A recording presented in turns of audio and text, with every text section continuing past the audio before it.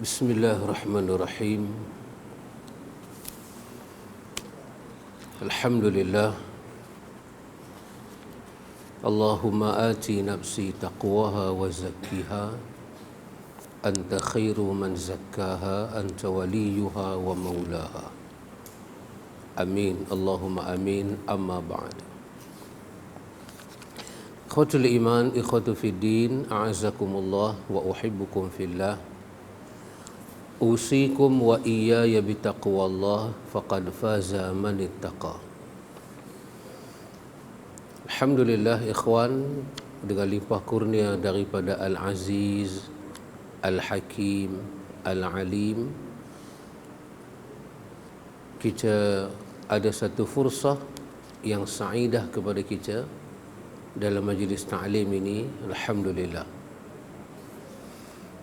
Kita menyambung perkara yang kita berbincang ini ikhwan, iaitu pada muka surat 31,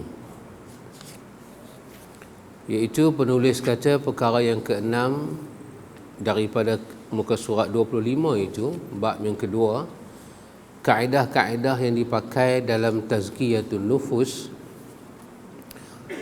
Pertama, sucinya jiwa seseorang berada di tangan Allah Subhanahu wa taala. Yang kedua, tazkiyatun nufus tidak mungkin diperoleh kecuali dengan menempuh petunjuk dan jalan yang telah ditempuh Rasulullah sallallahu alaihi wasallam. Ketiga, wajib bagi seseorang hamba untuk bersungguh-sungguh dalam tazkiyatun nufus. Yang keempat, tazkiyatun nufus harus dilakukan dengan dua perkara, iaitu secara zahir dan batin. Kelima, barang siapa yang ingin menyucikan jiwanya, maka hendaknya dia menutup diri dari pintu-pintu dan perkara yang dapat menjauhkan dirinya dari tazkiyatun nufus. Maka yang ini yang keenam, pentingnya memilih teman yang baik. Kita telah melihat ayat itu 118 daripada Ali Imran. Kemudian penulis menyebut satu riwayat Nabi menyebut tentang la tusahib illa mu'minan wa la ya'kul ta'amaka illa taqiyun. Jangan engkau bergaul kecuali dengan orang yang mukmin, dan jangan makan makananmu kecuali orang-orang yang bertakwa. Ini dalam riwayat Abi Daud, Tirmizi dan selainnya. Hadis ini adalah hadis yang hasan daripada Abu Sa'id Al-Khudri. Kemudian baginda sallallahu alaihi wasallam bersabda, "Ar-rajulu ala dini khalilihi falyanzur ahadukum man yukhalil." Seseorang dilihat dari agama temannya, maka hendaklah salah seorang dari kalian, di antara kalian, melihat dengan siapa dia berteman. Oleh kerana itu, siapa sahaja yang ingin menyucikan jiwanya, maka hendaklah ia memilih teman-teman yang baik, iaitu yang dapat memotivasi dan mendukung untuk melakukan amal-amal saleh.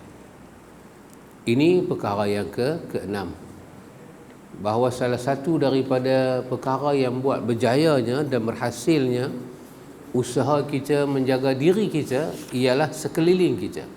Kita kena ada bi'atus salihah, bi'ah yang salihah, kawan-kawan yang saleh, baik laki-laki ataupun yang perempuan. Dan kawan-kawan yang saleh ini ikhwan, kita ukur pada kadar. Kita kata siapa dia itu orang yang saleh? Orang yang tidak meninggalkan perkara yang difardukan oleh Allah, dan secara mata kasar dia tidak melakukan perkara yang diharamkan oleh Allah. Dia saleh. Dan makam kesalehan itu tidak sama. Makam dan tingkatan dia.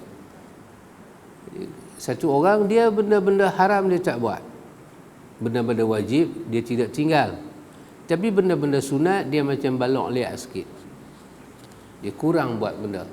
Maka itulah makam kesalehan dia, tingkatan dia. Beza dengan satu kawan lagi. Dia ini benda fardu dia buat, benda sunat pun dia buat. Benda haram pun dia tinggal, benda-benda makruh pun dia tinggal. Maka itu akan mengangkat kesalehan dia. Akan membantulah kesalehan dia. Maka tak samalah. Itu semua kita tidak mengambil ukuran. Kita mengambil ukuran yang zahir tadi. Selama kita kawan dengan dia, tak ada lah kita tengok dia buat benda-benda yang haram. Dan dia pun tak suruh lah kita buat benda tu. Dia tak ajak kita. Dan lama kita kawan dengan dia, kita tengok dia tak pernah meninggalkan kewajipan-kewajipan ilahi. Maka pada kita dia adalah orang yang saleh. Ikhwan, saya nak tambah sikit pada bab ini. Bila satu orang itu kita dapati dia kawan kita dan kita mengiktiraf dia kawan kita, kita kata dia ini sahabat baik kita. Kita bahasa Melayu ni kita ada banyak perkataan, teman lah, rakan lah, kawan lah, apa lagi, member. Kita ada member. Ni member saya ni, geng saya ni. Kita ada banyak perkataan. Tapi ala kulli halnya, kalau kita iktiraf dia kawan kita, dia baik dengan kita, maka kita kena tahu satu perkara, adabu as-suhbati. Adabu suhbati. Peradaban kita bersahabat dengan dia. Kita syukur kita ada kawan yang baik ni, kita kena syukur ikhwan. Dia apa kita kata? Dia satu nikmat daripada Tuhan. Tuhan bagi nikmat pada kita, kita syukurlah. Macam mana kita syukur? Kita jaga adab. Adab kita. Kita jagalah adab. Supaya kita dapat barakah dia. Kita dapat manfaat dia. Kita dapat nikmat itu kekal dengan kita. Nikmat kawan saleh ni kekal dengan kita. Apa yang kita kena buat ikhwan?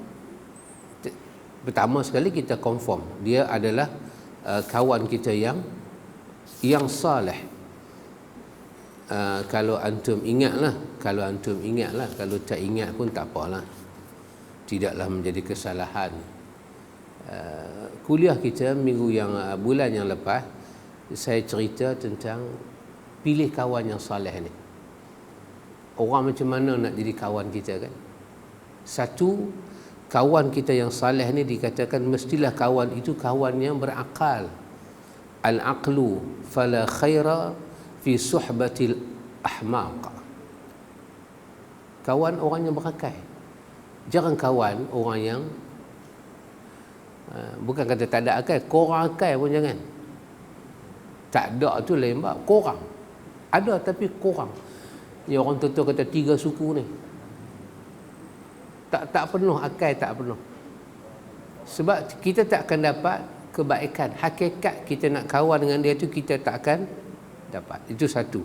Saya tak ulang, saya ambil sikit-sikit. Yang kedua apa dia? Kita kawan dengan satu orang yang husnul khuluq. Orang yang akhlak dia baik. Sebab fala tashab man sa'a khuluquhu. Jangan kawan dengan orang yang rosak, buruk akhlak dia. Sebab apa?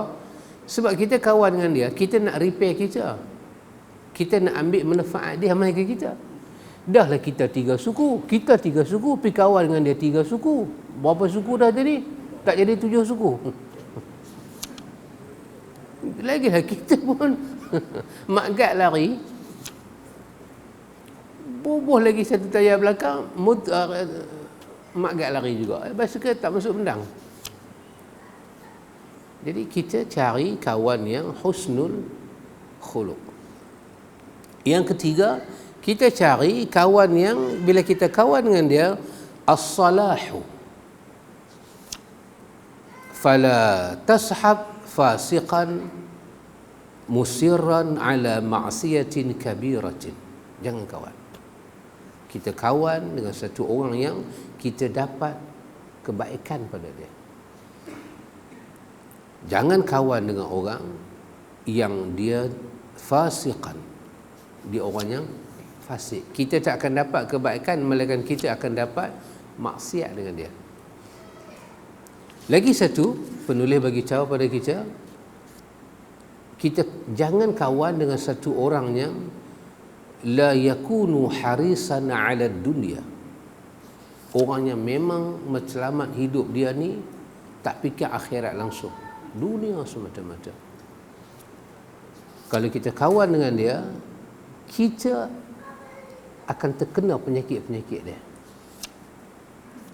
Dan yang akhir, as-sidqu fala tashab kadzaban. Jangan kawan dengan orang yang benar, jujur, dan jangan kawan dengan orang yang suka bohong.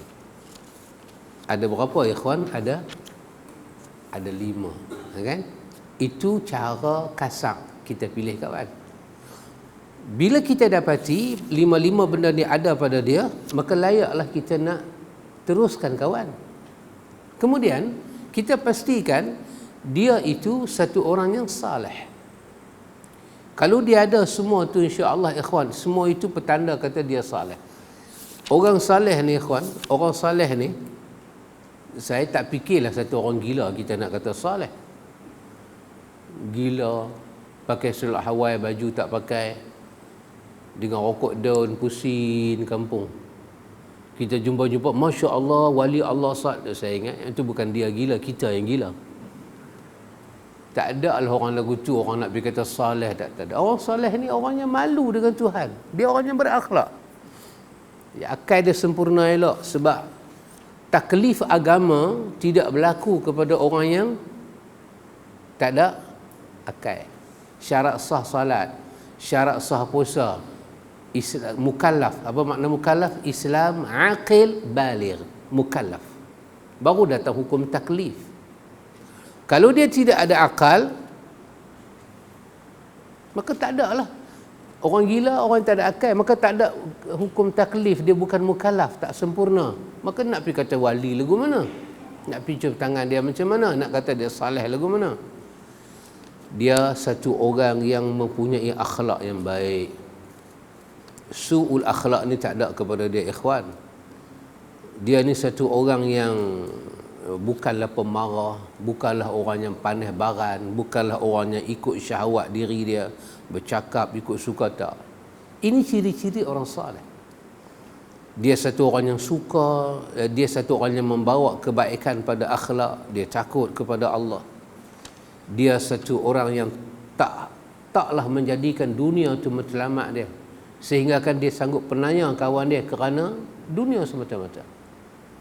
Dia sanggup tipu kawan dia semata dunia semata-mata. Tak. Dan dia satu orang yang benar ikhwan, dia cakap betul. Ini ciri orang yang saleh. Dia orang saleh, dia orang baik. Bila kita tahu kata dia orang baik, dia orang saleh, apa kita kena buat? Kita kena beradab dengan dia. Apa di antara adab? Saya nak ambil 1-2 perkara yang saya rasa agak penting. Satu apa dia ikhwan? Bila kita berkawan, kita nak dia jaga diri kita, kita nak jaga diri dia, kita nak ambil manfaat dia, dia nak ambil manfaat kita. Kita nak ubah diri dia dengan kita jadikan dia itu mirak kita, cermin kita. Kita duduk depan dia, nampak tak mana kita punya kelemahan, nampak. Maka bila kita tahu dia ni orang yang saleh, orang yang baik, pertama sekali ikhwan, kita bila lama kita kawan dengan dia, kita tunaikan hak ni pada dia. Apa dia? Satu, al-itharu bil mali fa illam yakun hadha fa badlul fadli min al mali 'inda al hajati wal i'anatu bin nafsi fil hajati ala sabili al mubadarati min ghairi ihwajin ila iltimasi. Satu. Apa dia? Dalam kita duk jaga sahabat dengan dia itu, kita ithar, beri sedikit keutamaan pada dia. Dalam hal, biasanya kita hidup dalam hal harta, itharul mal, bil mal. Dia nampak dia macam susah. Jangan lokek, jangan kedekut, bantu dia. Fa illam yakun hadha, kalau kita tak leh nak tolong dia 100%, kita kata daripada balance harta kita tu, kita dah pakai dah, kita dah guna, ada sikit balance, fadl, bagi kat dia di atas hajat dia, dan kita tolong dia, i'anah bin nafs.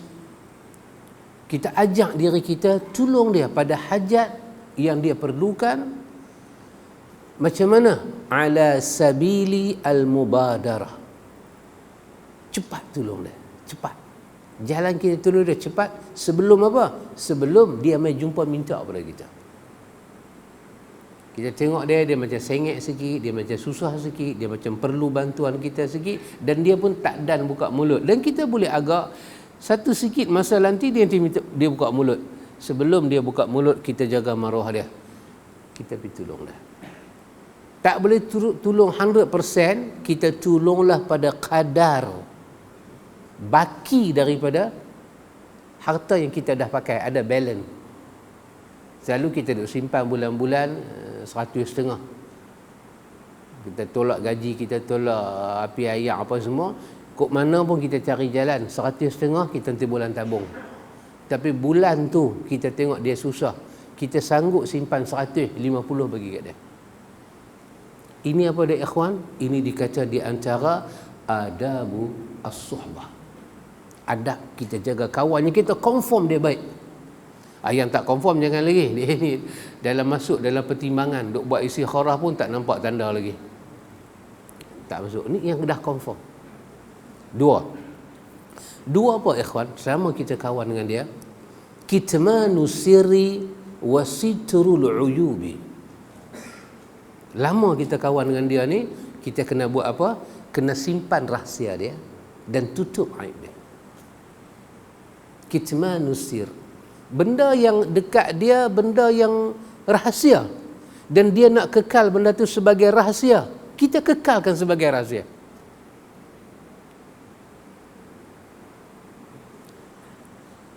Kalau dia kata benda tu memang dia nak bagi tahu ke orang, tak apa. Dia bagi tahu, lepas tu kita bagi tahu lah. Bagi dia start dulu. Benda tu rahsia. Rahsia. Tanya kat dia, sahabat, ni rahsia ke? Kita duk tengok dia punya duk pedor. Duk pedor, Tuan Haji Yusof. Pedor. 6 tahun kita pedor. 6 tahun. Kita pedor. Maka tak boleh kita buka. Dengan izin dia. Dan sitrul uyub, tutup aib. Siapa ni ikhwan? Kawan-kawannya kita confirm kata dia salih.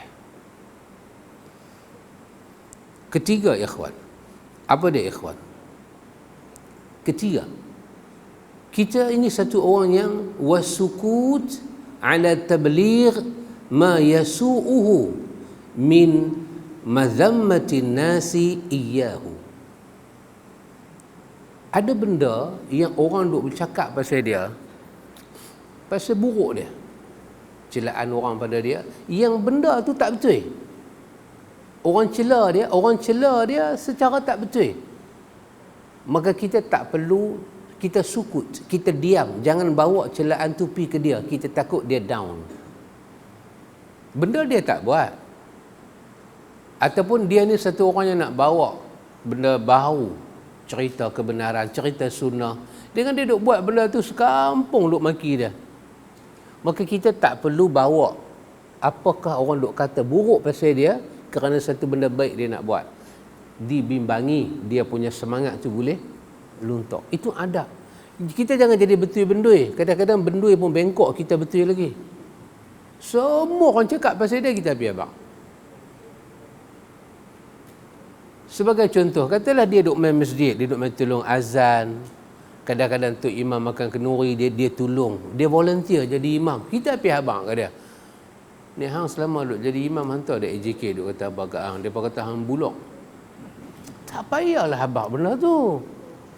Pasal apa? Dia buat benda baik. Dia bukan nawai itu dia nak jadi imam. Dia hanya nak tolong. Lepas tu kita duk pergi cerita apa orang dekat kata kat dia pun duk kata macam-macam, hang nak rapat kuasa, berapa hari lagi akan ada election, hang nanti dicalonkan. Dia boleh jadi down. Maka jangan. Kita kena sukut. Dan kita ni satu orang apa dia? Iblaghu ma yasurruhu min sana'in nasi alaihi. Yang kita nak iblag, kita nak sampaikan pada dia apa dia? Benda-bendanya orang puji dia dalam kebaikan dia buat. Tapi tak semua. Sekali kita sampai semua pula, dia yang diterbang, tak tahu pergi mana. Sikit-sikit je.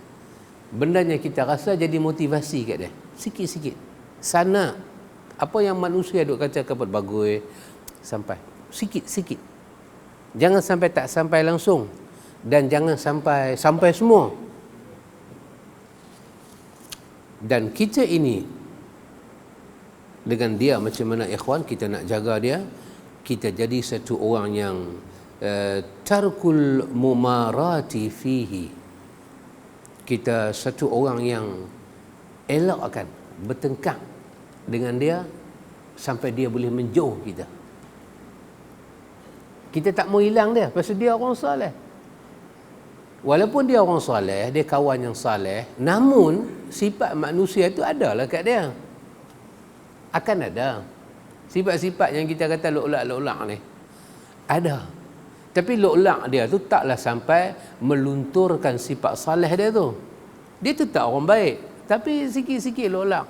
Sikit-sikit. Dia suka main rumah kita kot tingkap, tak masuk kot pintu. Kira ramai duk tarik naku. Oi, hang ada tak ada? Pintu 8 kita buat nak bagi dia masuk. Salah satu pintu tu kita boh nama dia. Kita pergi Mekah ada Babu Salam kan. Boh satu nama dia. Hang masuk kot ni. Dia mekot naku juga. Kita tak apa suka perangai dia tu. Tapi dia bagus. Maka kita elakkan bertengkar dengan dia supaya dia boleh lari daripada kita. Sayang kalau orang soleh ni terlepas, sayang. Apalagi ikhwan, kita jaga dengan dia. Wa ayyad'uwahu bi ahabba asma'ihi ilaihi. Kita panggil dia dengan satu nama yang nama dia suka, yang ada makna baik-baik. Orang kampung panggil nama dia macam-macam.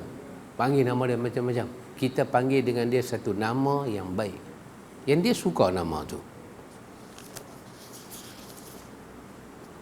Apa lagi ikhwan? Kita ini satu orang dengan dia. Wa an yansahahu bil lutfi. Bila kita tengok dia ada buat satu benda yang kena bagi nasihat, nasihatlah dia dengan jalan yang cukup lembut. Pasal dia orang baik. Orang salah buat jahat ni lain kawan. Orang baik terbuat salah ni lain. Jangan kita borong satu lori. Orang jahat dia buat salah lain. Kita dunia kadang-kadang dia orang jahat buat baik. Oh, dia angkat lah. Sedunia angkat. Tak cukup dengan lori 4 tan. Mai kontainer hak. Oh, angkat.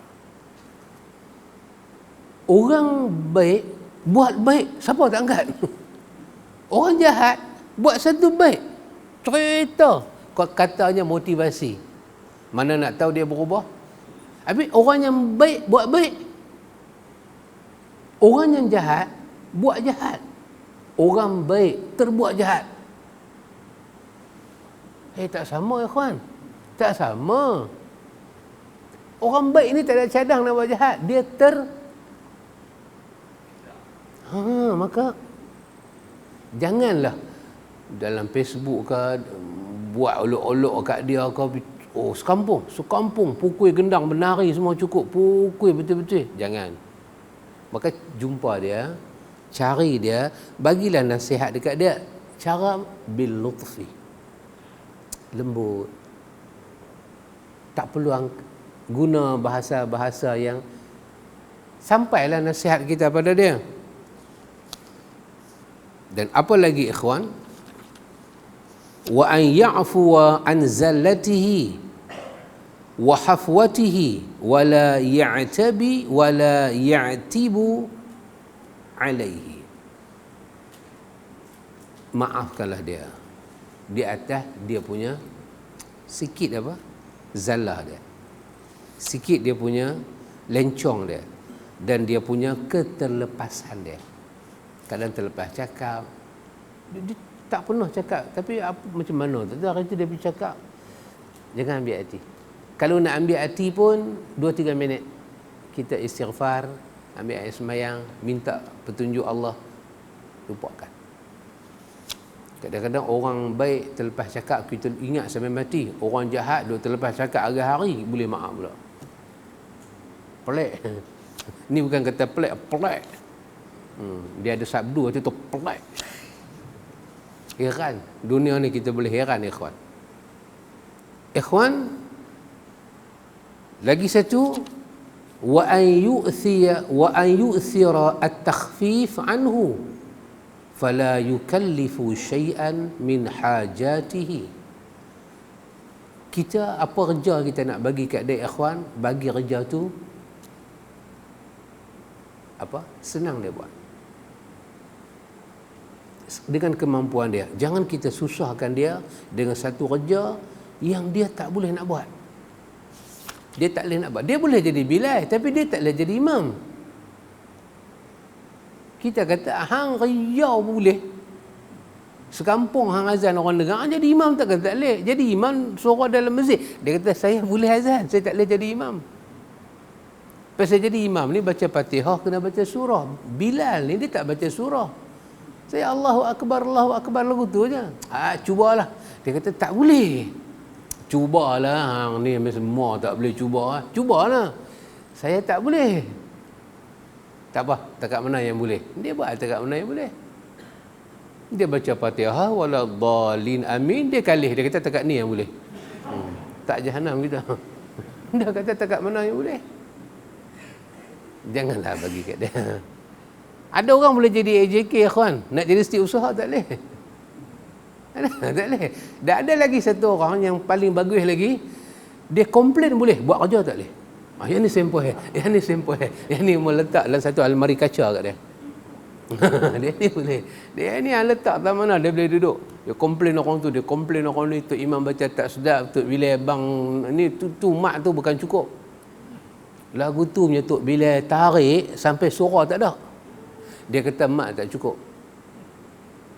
Dalam masjid ni Haji Ahmad ada, Haji Muhammad ada, berapa banyak Haji Mat dia ada, tak cukup lagi mat. Dia beritahu dia tu azan tak cukup mat. Suruh dia azan, dia tak boleh azan. Asar api habis kamat semayang, dia tak boleh azan.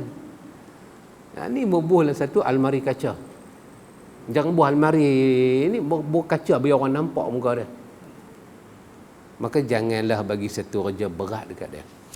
Ikhwan, dalam banyak-banyak benda ni, ikhwan, benda manakah yang paling besar dalam kita bersahabat? Satu, tolong menolong. Paling besar. Dua, rahsia dan aib. Rahsia tak mesti benda aib, tapi aib tentu kena dirahsiakan. Kawan kita baru beli, dia beli satu motor baru, motor hak bunyi derah. Dia nak rahsia. Rahsia bukan aib pun, tapi dia tak mau ramai bini dia beletiak. Bini dia ajak itu pergi umrah tak jadi, dia beli motor. Bising. Dia bising, dia bukan tak mau pergi umrah, dia kata bagi COVID ni betul-betul reda. Lah ni tak reda, dia kata bukanlah tak reda, dia tak betul-betul. Nak bagi betul-betul reda. Kira naik kapal terbang tak payah pakai mask. Kira boleh tengok pramugari boleh renyeh lagu tu, baru dia nak pergi. Dia cakap tengok pramugari muka tak nampak, tak siok. Bukan tak syok, tak siok. Jadi dia kata sengak-sengak dia pergi beli motor hak besar. Dia kata kat kita rahsia boleh tak? Kita sudah pergi habaq kat bini kita, hang rahsia, ni rahsia dia. Bini sudah habaq kat menantu, ni mak habaq kat hang, rahsia. Menantu habaq kat anak kita, lelaki dia, ni mak habaq, rahsia. Anak kita pula sembang dengan anak dia, tapi rahsia, bapa hang tak bagi cerita, rahsia. Anak dia pergi habaq kat mak dia, mak ni ayah beli motor tapi mak kena ingat, rahsia. Macam itulah rahsia duk berjalan. Kita pecah amanah dalam bentuk adab. Yang rahsia kekalkan sebagai rahsia. Yang aib wajib dirahsiakan. Yang ni tak wajib rahsia. Cuma dah dia kata rahsia, rahsia. Maka ini semua ikhwan benar nak kena jaga ikhwan. Dalam benda-benda ni, 3 benda ni paling besar ikhwan. Tolong dia, tutup rahsia dia, aib dia. Yang ni paling besar. Sekiranya dia sahabat kita yang saleh. Jagalah ikhwan. Orang kata kita hang kawan aku dunia akhirat. Kalau dia kawan kita dunia akhirat, kita kena jaga benda ni. Sebab kita akan dapat manfaat kawan dengan dia. Dan kita selama kita kawan dengan orang, kita kena tengok sat kat diri kita ni, ada tak manfaat kita bagi kat dia? Ada tak ada? Contoh, kita boleh baca Quran. Kita boleh baca Quran. Kawan kita ni kita tengok, dia duk baca Quran sangkut-sangkut. Dia baca Quran sangkut-sangkut. Berapa tahun dah kita kawan dengan dia? Ada tak kita ambil sikit masa nak perbetul bacaan Quran, kawan baik kita. Kita pergi makan toyam sekali dengan dia boleh, sampai Padang Besar. Pergi makan toyam sampai Padang Besar. Tak cukup lagi, dia kata jom kita makan toyam kat Siam. Padang tu tak besar lagi, langgar ambil Siam. Bukan pergi buat apa, pergi makan toyam. Di Siam dia kata sedap makan toyam Siam, macam-macam. Toyam jernih ada, keruh ada, macam-macam warna ada. Makan, balik. Duk semayang sebelah dia, duk dengar dia baca tahiyat, duk dengar pasal dia baca derah sikit, duk dengar dia baca tak betul. Sebutan dia tak betul. Huruf dia lari. Ha tak bunyi ha. Ha besar bunyi ha kecil. Kita ada tak bagi manfaat kita kat dia? Panggil dia sahabat. Ni, makhraj dan sifat huruf ni nak kena bagi betul. Kita tanya kat diri kita, kita biasa tak bagi manfaat lagu tu kat kawan kita? Dan kalau kita tak boleh bagi manfaat kat dia, lama kita kawan dengan dia, kita dapat tak manfaat dia mai kat kita? Kita tengok dia rajin main masjid awal, dia rajin baca Quran. Ustaz tak main lagi, dia dah sampai dah buat dapat tahiyatul masjid, dia duduk, dia buka Quran, dia baca. Dia berhenti, dia baca Quran, orang tak bang lagi, dia pegang biji tasbih, duduk baca zikir. Kita tengok dia zikir pagi dia tak tinggal, zikir petang dia tak tinggal. Kita duduk tengok benda tu semua, kita ambil tak manfaat dia mai kat kita? Kerana tujuan kita kawan untuk itu ikhwan. Bukan nak pergi makan saja, bukan nak pergi seronok saja, nak ambil manfaat. Baik, itu perkara yang ke-6 kata penulis. Perkara yang ke-7, wajib diketahui bahawa para rasul alaihimus salatu wassalam diutus untuk membersihkan jiwa manusia, dan seluruh perintah syariat bertujuan untuk membersihkan hati manusia agar manusia mentauhidkan Allah Subhanahu wa taala, menjauhkan syirik, dan supaya manusia bertakwa kepada Allah Subhanahu wa taala. Benda ni kena ingat dia kata. Perkara yang ke-7, kita nak cuci diri kita, kita nak jaga hati kita, kena ingat, ini kerja siapa? Ini kerja para rasul. Ini bukan kerja ahli-ahli sufi. Ini bukan kerja khalifah-khalifah tarikat. Ini bukan kerja mana-mana habaib. Tidak. Ini kerja para rasul. Tazkiyatun nufus itu adalah satu amanah yang Tuhan bagi kepada para rasul, turun mai didik bersihkan hati manusia. Bersih dengan apa? Bersih dengan ajaran tauhid. Diterangkan makna tauhid, makna la ilaha illallah, nak keluarkan kesyirikan dalam hati, nak masuk tauhid. Ini kerja besar ikhwan. Maka tak bolehlah kita saja-saja suka-suka nak pergi buat benda ni. Allah Subhanahu wa taala berfirman, "Wa ma khalaqtul jinna wal insa illa liya'budun." Aku tidak menciptakan jin dan manusia melainkan agar mereka beribadat pada aku. Allah nak kita ibadat dengan maknanya khas, dengan maknanya umum. Sembahyang itu ibadat, tauhid itu ibadat, dan jenis ketundukan kepada Allah itu juga termasuk dalam makna ibadah secara umum. Ibadah bermakna tunduk, rendah hati, patuh kepada Allah. Dan kita ini abdun, hamba yang kena tunduk di sisi Allah. Maka Allah cipta pada kita ibadah yang melibatkan perkataan, perbuatan yang zahir dan yang batin. Itu ibadat. Maka tidaklah aku cipta jin dan manusia melainkan untuk mereka beribadat, melainkan illa liya'budun, melainkan supaya, agar mereka beribadat kepada aku, tauhid kepada aku. Liya'budun, liwahidun, agar mereka tauhid kepada aku, mereka sembah aku, mereka panggil nama-nama aku, mereka terima tauhid uluhiyah, rububiyah, tauhid asma, tauhid sifat. Semua ni masuk dalam makna ayat ni, ikhwan. Ikhwan, satu daripada benda yang betul-betul dengan pasti, bukan dengan tidak pasti, dengan pasti boleh membersihkan hati kita, pasti membersihkan hati kita, dan boleh meleburkan sekarat mana pun hati kita, sebesar mana pun jahat hati manusia, keras hati dia, pasti akan lebur. Dengan apa, ikhwan? Dengan Asmaul Husna. Pasti tercuci hati manusia dengan nama Allah. Manhaj Ahlus Sunnah dia macam tu. Manhaj Ahlus Sunnah, arah tazkiyah kita dia start dengan tauhid. Jalan dia tauhid. Dalam tauhid tu kita belajar tauhid uluhiyah, rububiyah, tauhid asma, tauhid sifat. Jalan yang bukan ahlu sunnah ni, hak macam-macam duk ada firqah di luar ni, mereka mereka jalan. Dia pun tak jadi benda ni sebagai asas cuci diri.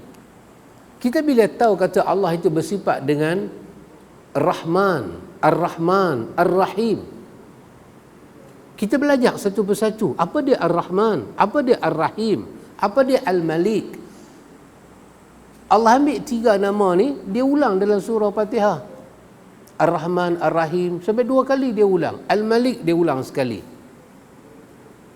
Kita belajar satu persatu. Apa makna Malik? Apa yang dia miliki? Macam mana cara dia miliki? Dia melunturkan hati kita yang keras, ikhwan. Kita belajar makna Rabb. Apa makna Rabb? Alhamdulillahi Rabbil Alamin. Apa makna Rabb? Dia Khalik kita, dia Malik kita, dia Sayyid kita. Kita belajar satu persatu. Kita goncang hati kita, ya kawan. Macam terhinggut, berdebak-debak hati kita. Manhaj yang bukan ahli sunnah ni, dia pergi reka. Dia pergi reka benda-benda yang tak tahu punca. Dia mimpi macam manakah, dia ambil hak mimpi tu. Ada orang boleh mimpi. Dia mimpi. Lepas dia mimpi, dia boleh ingat hak dia mimpi itu, boleh tulis menjadi hampir 300 kita kata lembaran, dan akhirnya menjadi manhaj dia. Mereka mimpi. Tok Bilal, sila. Boleh ke Tok Bilal? Allah, Masya Allah. Walillahi ayat tu, walillahi ilham. Alhamdulillah.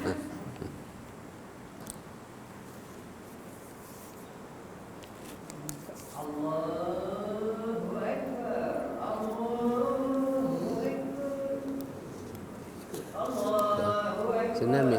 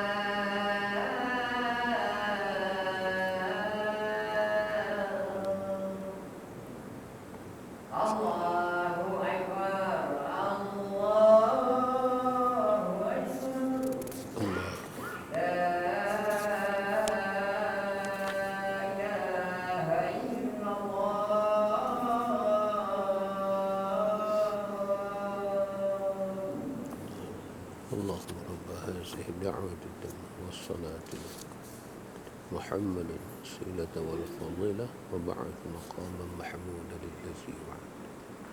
بسم الله.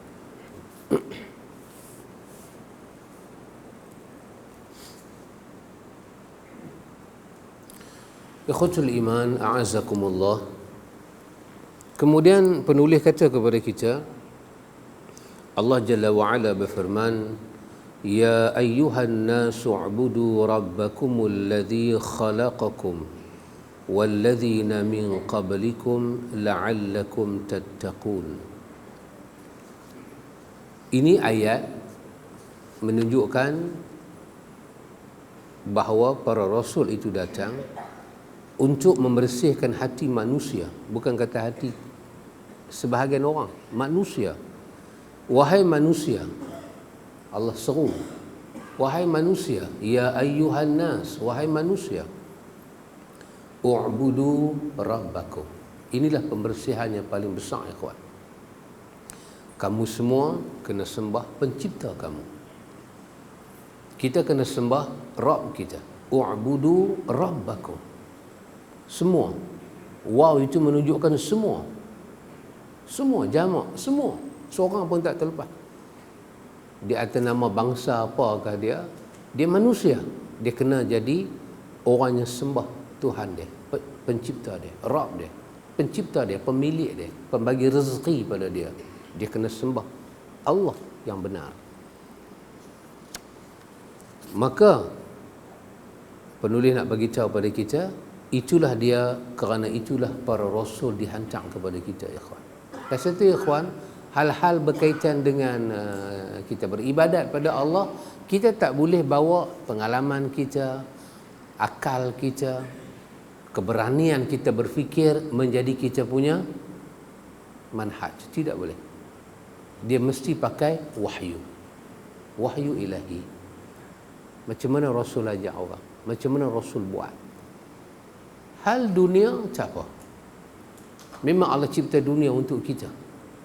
Tapi hal-hal berkaitan dengan pembersihan jiwa tidak boleh. Dia start dengan tak boleh buat. Ibadat tak boleh buat. Al-aslu fil ibadati al-butlan.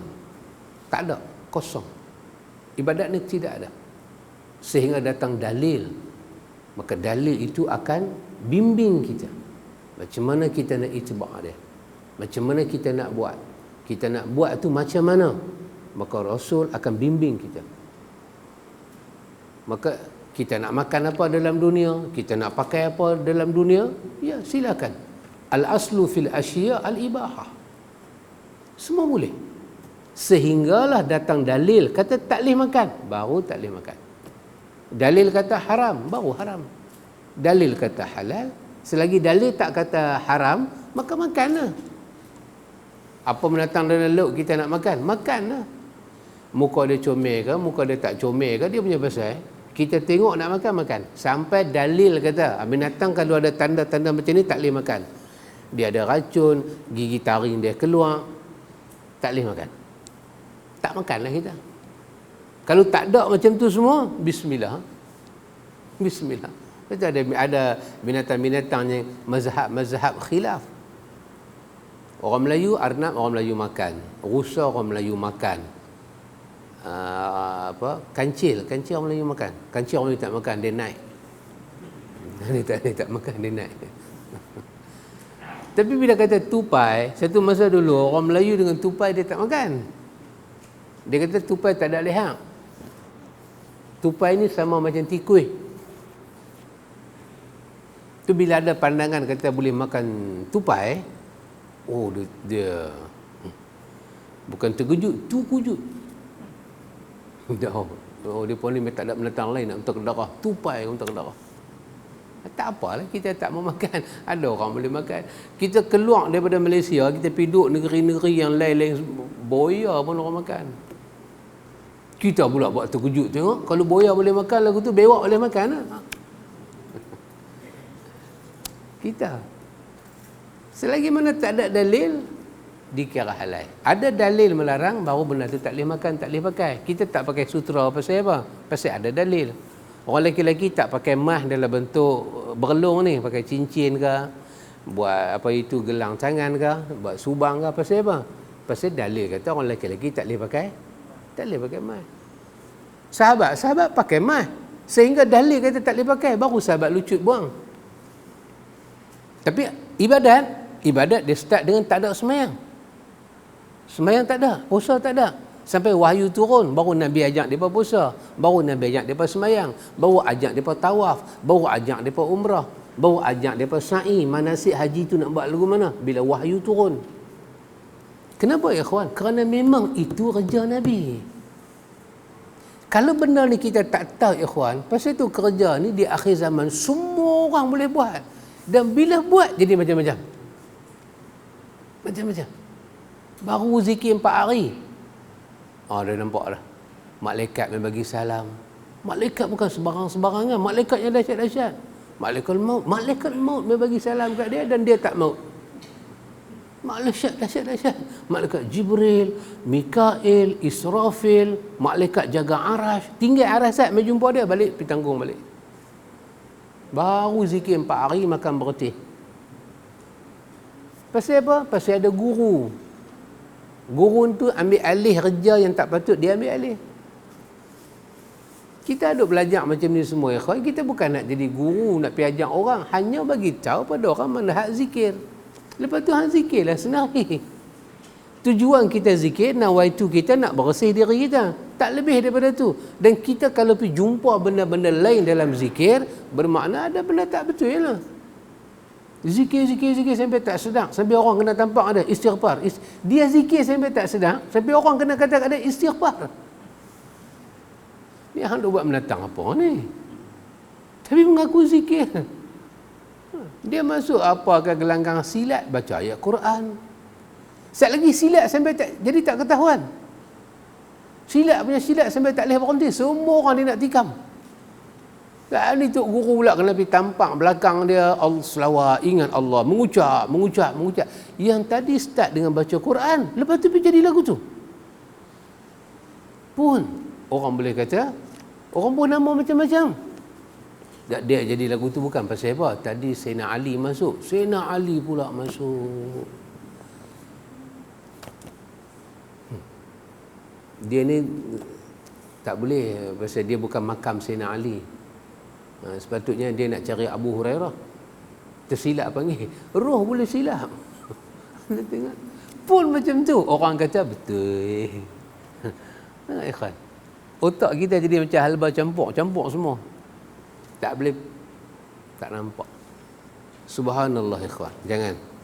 Kemudian penulis kata, hidup dan bersihnya hati merupakan pokok segala kebaikan. Adapun mati dan gelapnya hati adalah pokok segala keburukan. Ya ikhwan, satu orang tu bersih hati dia bersih, hati dia bagus, itulah kebaikan.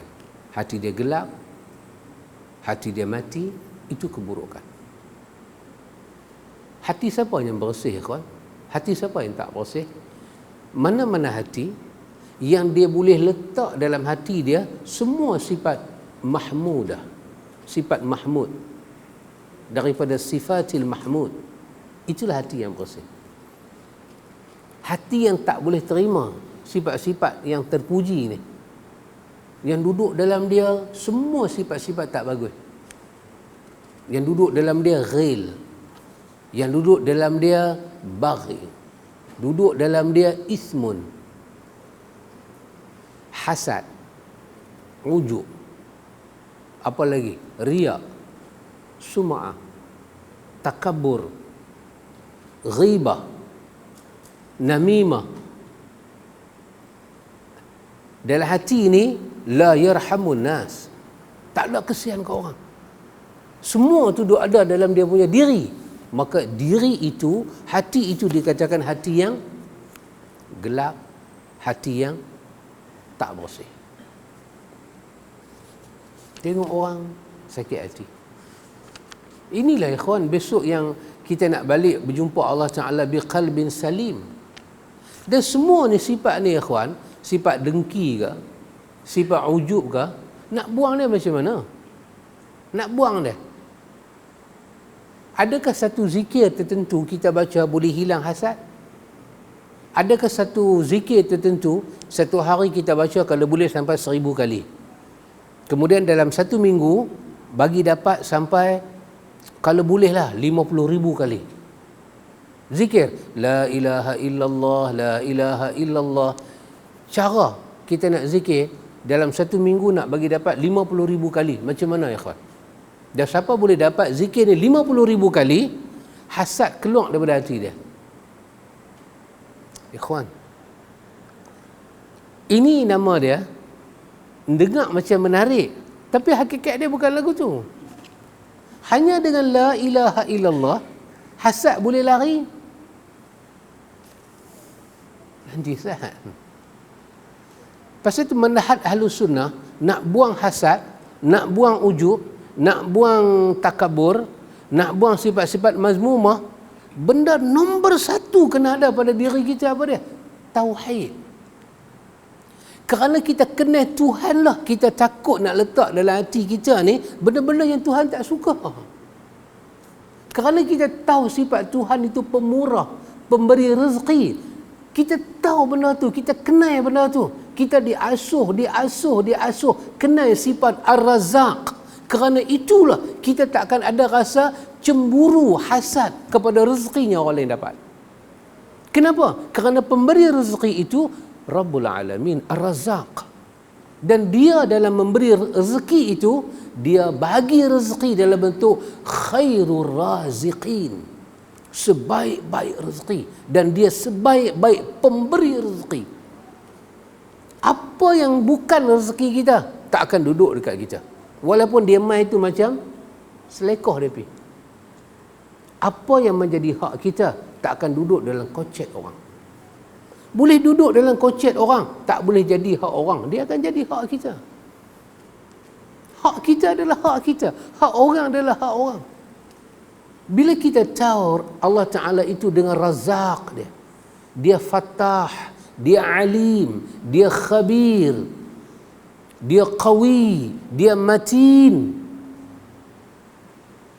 Kata Sufyan As-Sawri, dia orang miskin. Orang kata kepada dia, Sufyan, orang miskin. Dia kata apa? Dia kata, yang miskin aku. Apa yang aku takut? Tuhan aku kaya. Kalau aku nak apa-apa, aku mintalah kat dia. Yang miskin tu aku, tapi yang kaya dia. Tuhan aku kaya.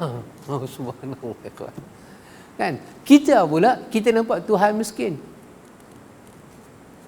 Tuhan ni nama dahsyat-dahsyat, tapi aku duk minta tak dapat ambil lah. Kita punya ni. Duk minta kepada Tuhan, kita tak ada sifat gantung.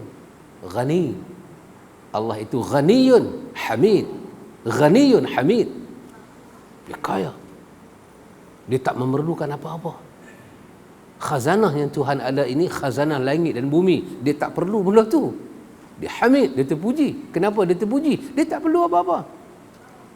Benda itu tidak boleh merawat hati kita. Orang menega kalau tak pakai pelari, kalau tak pakai pendinding, kalau tak pakai bomo, susah nak menega, ikhwan. Itu syarat menega. Nampak macam mana? Syarat menega ni bukan dapat lesen daripada bandaraya punya ni, tapi syarat menega juga kena ada pelari. Pelari ni siapa nak buat? Orang kata masak mau sedap. Ya kawan, masak mau sedap, kedai mau bersih. Ni syarat siapa? Syarat masak mau sedap, kedai mau bersih, murah mau jual, senyum mau mana? Orang kata insya-Allah laris. Dia kata semua tu saya buat. Saya masak paling sedap. Saya senyum ni sampai pipi tak boleh pi dah. Duk pitang telinga dah. Punya senyum, punya murah saya jual. Saya jual ni punya murah. Kira saya ambil modal je, saya tak ambil untung. Punya murah. Sekok makhluk tak masuk dia dah. Pasal apa? Pasal apa sekok makhluk tak masuk? Sedap. Orang lalu, orang kata kedai tutup. Wahai dia duduk dalam kedai. Kedai tutup, tak berniaga. Orang pergi. Dia kata, saya berniaga. Kalau seminggu ada 7 hari, saya berniaga seminggu 8 hari. Oh, tak ada. Habis yang kata masak sedap, yang kata mau murah, kedai mau bersih, semua tu saya buat. Ambil lesen, semua saya buat. Tapi orang tak masuk. Kawan sebelah, masak punyalah tak sedap. Dah tak sedap. Mahal mau slow sikit. Masak tawar ebiak. Punya tawar ebiak, punya tak sedap. Dia rebus daging yang ketul batu serupa. Sama. Tapi tu dia orang mai. Sup dia dengan ayam pahit sama warna. Cuma merah tu merah carrot Tapi tu dia orang punya duk cedok makan. Dia kata, tolong saya cerita benda ni kat saya lagu mana. Ikhwan, susah nak pergi jumpa orang berniaga, nak bagi tahu kepada dia Allah itu Ar-Razzaq. Kita tak berniaga ni bolehlah bagi tahu. Pasal kita tak jumpa kapalah jingga tu. Ustaz yang boleh duk ceramah maghrib ke isya ni, pasal ustaz tak buka kedai tom yam, pasal tu ustaz boleh bercakap. Cuba ustaz pergi berniaga tom yam sekali, baru ustaz tahu tom yam tu menatang apa. Nak jual seperayuk tom yam tu macam mana punya terseksa. Tapi sekali pergi jumpa mana-mana ke, pergi jumpa siapa ke, kawan tu tengok, dia kata kedai hang gelap. Dia kata saya bubuh lampu sampai atas bumbung. Dia tu kata gelap. Tak apa, dia kata saya buat bagi cerah balik. Dia tu baca apa lebih kurang pergi gantung apa ke satu sikit, celah-celahnya orang tak nampak pergi gantung. Besok menega-menega orang punya terpa. Ni, silap mata lagu ni kawan. Hang nak perbetul macam mana? Bukan kata orang Melayu menega kena lagu tu, bangsa lain pun serupa. Bahkan mereka lagi teruk. Mereka tu lagilah tak ada siapa nak bimbing mereka. Kita orang Islam ni adalah juga bimbingan. Kita kata ruqyah lah, kita kata bacalah zikir pagi, zikir petang, bacalah Quran dalam kedai, angkat tangan. Allah kata ud'uni astajib lakum. Ikhwan, bila Allah kata berubat, Allah suruh Nabi kata berubat, tadawu, pi berubat. Kan? Lepas tu Allah kata penyakit itu akan sembuh dengan izin Allah. Sembuh penyakit dengan izin Allah. Tapi bila Allah berturun ayat ni, dia guna sirah lain. Makan ubat, insya-Allah sembuh. Berubat, insya-Allah sembuh. Tapi bila turun ayat ni, dia tak guna sirah tu. Dia guna sirah ud'uni astajib lakum. Hang minta, terus aku bagi. Tu dia sirah dia Allah pakai. Macam mana kita nak bagi hati kita ni dengan ayat ni? Nak bagi dia melekat. Oh, susah kawan. Tu yang kata bersih hati. Yang kata bersih hati. Susah nak bagi hati ni bersih. Kita siqah dengan janji Allah. Kita ni hati kita siqah. Siqatu biwa'dihi. Siqah dengan janji Allah. Allah janji pada kita. Kita siqah janji dia. Percaya. Minta. Allah boleh angkat. Hantu syaitan ni semua makhluk dia. Dia saja boleh halang dia. Kita tak boleh halang.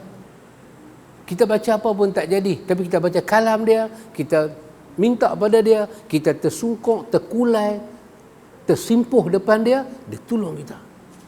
Dia aziz, dia qawi, dia matin, dia qahar, dia jabar, dia azim. Kita panggil pada Allah Rabbul Alamin, Rabb Al-Alamin. Nak bagi ni. Kalau kita orang pencen lain, masalah kita orang berniaga, kita kontraktor, kita nak pergi ambil tender hak besar-besar ni. Bukan senang kawan. Bukan senang. Kalau kita tak terlibat dengan bomo, kita kena terlibat dengan rasuah. Rasuah dengan bomo mana teruk lagi? Saya bomo-bomo saya tak main. Saya tak buat benda syirik. Saya cuma bagi duit. Bagi duit dapat projek. Orang lain semua kena queue, saya langkah queue. Saya bagi di atas table, dengan table-table saya tolak habis. Saya dapat projek. Lepas saya dapat projek, saya nak buat macam mana atas saya? Saya nak tender lagi pada orang ke atas saya? Alibaba ke Kasim Baba ke atas saya? Oh, ikhwan, senang ke nak pergi basmi benda ni hanya dengan la ilaha illallah saja?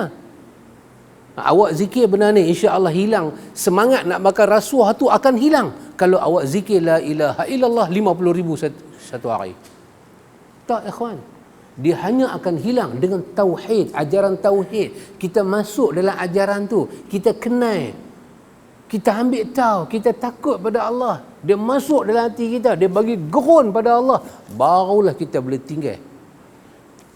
Sahabat pernah dengar bomo mai daripada Yaman, Dhiman Al-Asdi, Dhiman mai daripada Yaman masuk ke Mekah nak ruqyah Nabi.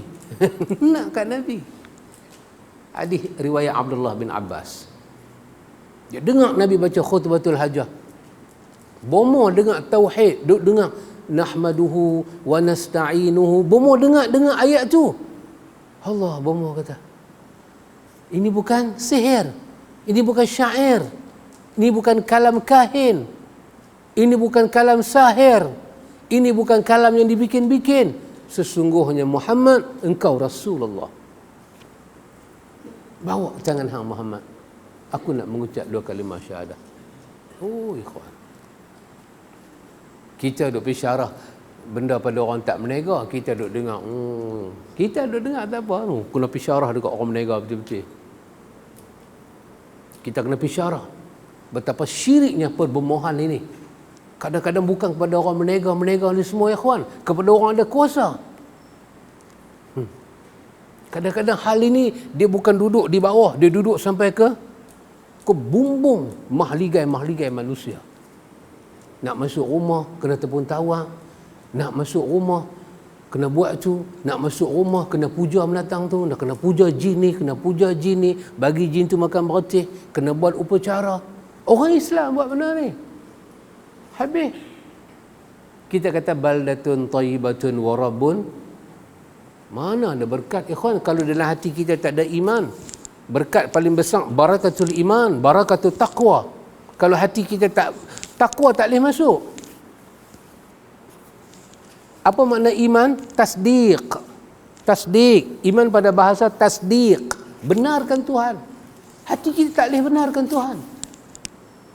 Oh, ikhwan, Imam Ibn Qayyim kata apa dalam kitab dia At-Tibun Nabawi, kata Imam Ibn Qayyim, di tangan para doktor ada ubat, di lidah para doktor ada racun. Nak faham macam mana tu? Tok Bilal nak faham macam mana Tok Bilal? Tak boleh faham. Tok Bilal tak boleh faham. di tangan doktor ni ada ubat, Ibn Qayyim kata, tapi di mulut dia ada racun. Ya. Depa tulis dengan tangan pergi beli ubat tu, tapi mulut depa membunuh orang. Tak heret manusia pergi pada Tuhan. Pakcik, ni kanser pakcik tahap 4. Ni kalau ikut ni memang 6 bulan arwah. 6 bulan arwah, Al-Fatihah. Kacun ni kawan. Tak, bukan masalah hang cakap benar. Masalah dia, apa yang Nabi ajak kita sebagai perawat kena bagi pada pesakit. Pasal tu satu malapetaka yang menimpa kita orang Melayu ni, apa dia timbulkan perkataan rawatan Islam. Ni satu malapetaka. Pasal apa ya kawan? Bila kata rawatan Islam dalam negara kita ni, apa maksud dia? Bila kata rawatan Islam tu maksud dia pergi ke mana? Rawatan Islam ni maksud dia makan buah kurma, makan madu, lepas tu ruqyah, lepas tu garam kasak, mandi air sintuk. Kalau sakit, pergi hospital, dia tak panggil rawatan Islam. Rawatan Islam ni, bila sebut rawatan Islam, siapa dia? Mesti boleh tengok. Oh, 4 ekor ni. Tu rawatan Islam. Tak apa. 2-3 malam ni saya duduk tidur, Duk dengar ikut bumbung tu orang lari. Saya dengar orang lari, bukan burung, orang. Kadang dia main bola, kadang dia main pingpong. Ada satu masa dia main rugby. Santai kan. Main rugby, tak boleh tidak. Tak apa. Dia ni pun pejam mata. Oh, dia kata. Dia dah 2 tahun dah dia duduk situ. 2 tahun dah main rugby. Yang tu rawatan Islam. Pergi jumpa doktor, itu bukan rawatan Islam. Dan doktor ni pula satu malapetaka masuk dalam kepala otak dia apa dia.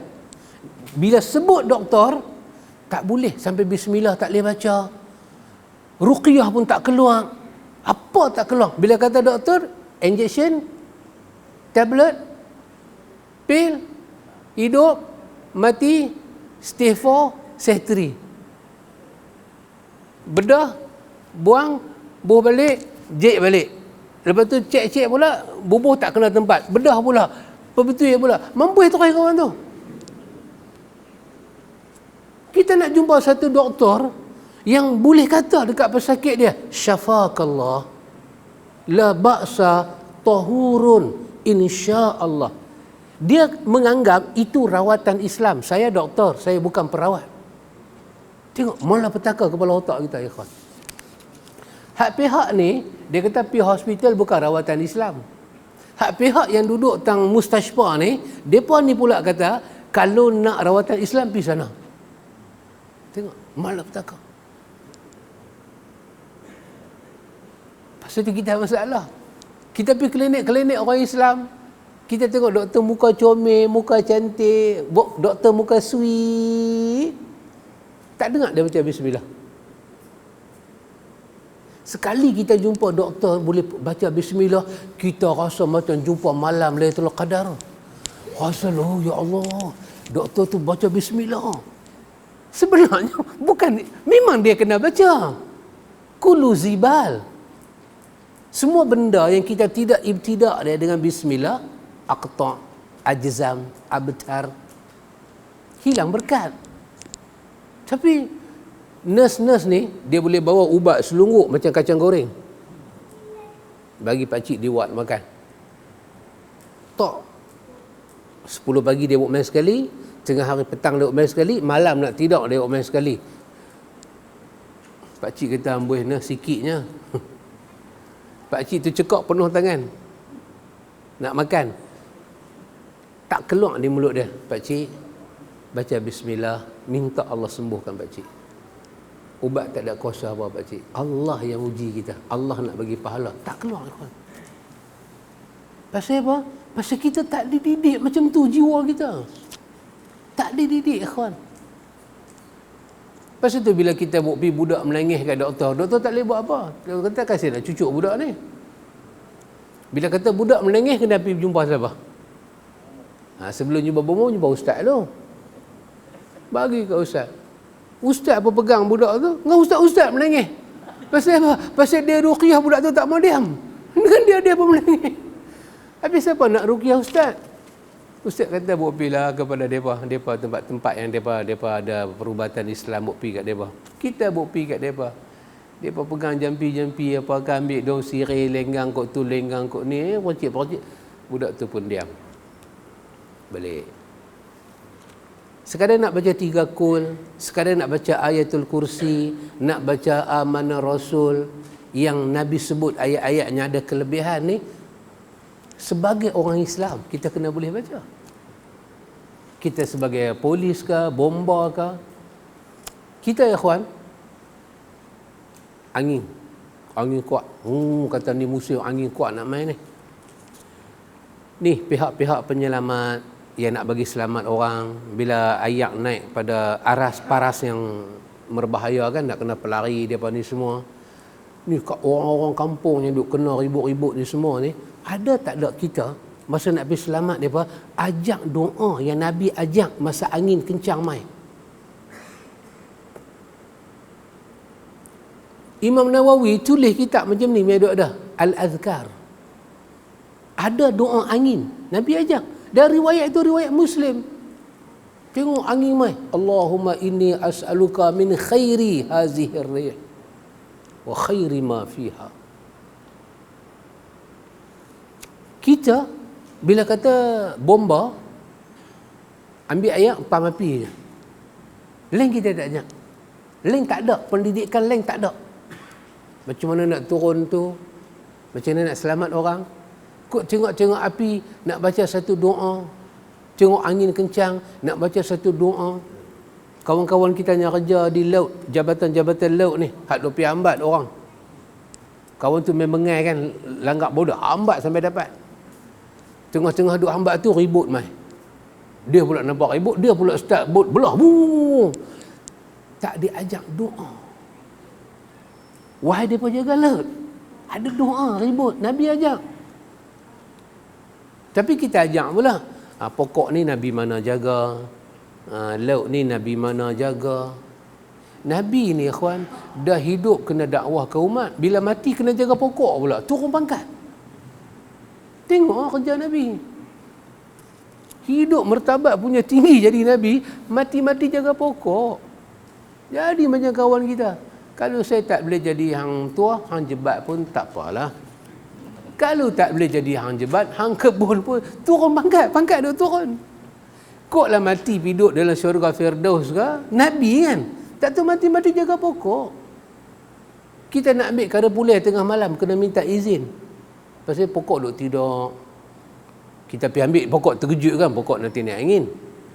Jadi minta izin kat Nabi. Nabi mana jaga pokok, ikhwan? Nabi Ilyas. Nabi Khidir. Nabi Khidir punya dahsyat, Nabi Musa pergi belajar dengan dia. Bukan? Rupanya tukang kebun. Allah Akbar. Nama dahsyat. Nabi Khidir jumpa yang tu, jumpa yang rupanya Allah tukang kebun. Cuma tak tanya sekolah mana. Macam tu orang letak martabat seorang Nabi. Allahu Akbar. Pasal kita, ini malapetaka kita ya kan. Malapetaka jadi pada kita. Orang pergi exercise pagi-pagi lari, orang tak kata tu sunnah. Tapi bila ambil madu, ini pemakanan sunnah. Bila kata pemakanan sunnah, madu mana ada RM10, ikhwan? 350. Lagi sunnah, lagi mahal. Maka lama-lama sunnah ni orang miskin tak tercapai. Orang miskin terpaksa ambil lawan sunnah. Kalau ini pemakanan sunnah, orang miskin tak tercapai. Madu makin piau, makin melekat, makin hitam, makin pekat. 300 dah jadi 300 setengah. 300 setengah jadi 400. Botol kaca tu makin besar, makin besar, makin besar. Ratus-ratus. Orang miskin gaji 1,200, 1,800. Last sekali kena cari pemakanan bid'ah. Pasal sunnah tak tercapai. Mahal ya kawan. Dan orang nak jual makanan sunnah ni pelan kaya. Saat ni saya kena maki pula dengan orang. Itu mamak dia buat dajah kat kami pula dah. Ini hakikat, reality, wakil kita macam ni duk jadi kawan. Duk makan nasi tak dianggap sunnah. Imam Ghazali kata makan dengan niat supaya kita dapat tenaga nak beribadat pada Allah. Jadi ibadat. Tak dipanggil sunnah. Korma, buah tin, buah zaitun, api padam besar, kacang cerdik. Duk tak cerdik situlah ikhwan. Tengok kita. Saya tak tahu apakah masalah satu zon otak kita dididik sampai tahun ni. Dan akhirnya doktor tak apa-apa doa yang Nabi ajar. Belah-belah perubatan Islam ni macam-macam doa dia tahu. Dia tahu doa apa? Doa perjanjian Nabi Sulaiman dengan jin. Nabi Sulaiman ada satu perjanjian dengan jin dan doa tu depa ada. Dalam riwayat Bukhari tak ada, Sunan Sitah tak ada, Sunan Tis'ah pun tak ada, dalam Sunan tak ada, depa ada. Sekali baca doa ni, jin angkat tangan. Pasal apa? Jin kata ni Sulaiman saja boleh baca, orang lain tak boleh baca. Mana tak tahu. Tapi baca. Macam tu kejadi kat kita ikhwan. Subhanallah. Kita benar-benar hanyut ikhwan, hanyut betul-betul punya hanyut. Pasal itu tazkiyah ni maksud dia apa ya kawan? Kembali kepada tauhid, kembali kenal Allah, kembali kenal rububiyah, uluhiyah, asma' Tuhan, sifat Tuhan. Yang tu clear, baru hati kita boleh jernih. Kita nak isi apa? Tempat takut. Tempat takut kepada dunia nak isi dengan takut pada Allah. Kenal-kenallah Allah. Makin kita takut pada Allah, makin kita masuk rapat. Makin kita takut pada ulaq, makin kita lari. Kita takut pada Allah, kita makin dekat dengan Tuhan. Nak rasa sebab, nak rasa malu dengan Tuhan. Tak mau Tuhan tengok hati kita ni ada macam-macam serba mak nenek. Pasal tu ikhwan beza ikhwan. Ahlus sunnah punya manhaj tazkiyah dengan pihak lain punya manhaj tazkiyah sangat beza. Sangat beza ikhwan. Lepas tu penulis akan bawa pada kita bab yang ketiga, keadaan hati dan macam-macamnya ikhwan. Berapa jenis peringkat hati punya doa ada, dia nak ajak kita sembang. Insya-Allah yang ni tengok bulan depan ikhwan. Malam ni boleh tiang panjang ikhwan. Wallahu taala a'lam. Subhanakallahumma wa bihamdika asyhadu an la ilaha illa anta astaghfiruka. Wassallallahu ala nabi Muhammad. Alhamdulillah.